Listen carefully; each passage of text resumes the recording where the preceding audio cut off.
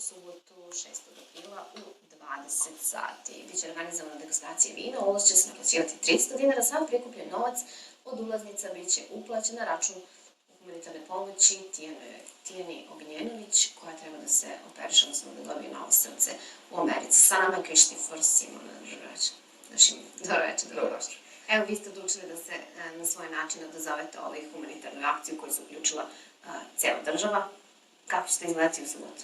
Evo, ovako, iskreno, smislili smo tako pored službi da se dešava prikupljenje novca, da je devojci jako potrebno srce novo i samim tim smo odlučili da izađemo mi u korist. Da izađemo da doprinesemo tako što ćemo prikupljati novac subotu uveče.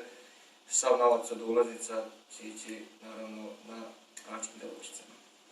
Degustacija vina, znači nešto što radite i inače, samo će ovaj put sav prihod biti usmeren u humanitarne svrhe. Kako izgledaju obično te degustacije? To šta? Naši sugrađani će sad imati priliku i da popiju nešto lepo i da pojedu, a i da sve ide u humanitarne svrhe. Kako izgledaju te degustacije? Koje će vino biti tamo? Evo, degustacija izgleda tako što svaki subote dovodimo novog vinara da prezentuje svoje vino i samim tim na ulazu se naplaćuje ulaz 200-300 dinara, nebitno sada, i ljudi imaju za taj novac da probaju čašu, 2-3 da degustiraju. Nakon toga, cene se naplaćuju po čaši, po flaši, ambijent je skroz odličan, muzika, meze, pršuta, masline, sira, to ne može niko dobiti, tako da... Dobro, imamo informacije koliko je novca skupljeno za sada?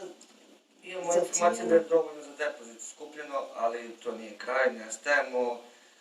Hoćemo da pomognemo do kraja, da izgura devojka da je bude što bolje moguće. Da, evo i vinari se uključuju u ovu akciju. Da ponavljamo još jednom, znači u subotu u 20 sati. I koje vina će biti na degustaciji? U subotu u 20 sati Hedonija Wine Bar pravi prezentaciju, odnosno degustaciju, vinar je Cilić. I bit će belo, roze i crveno vino.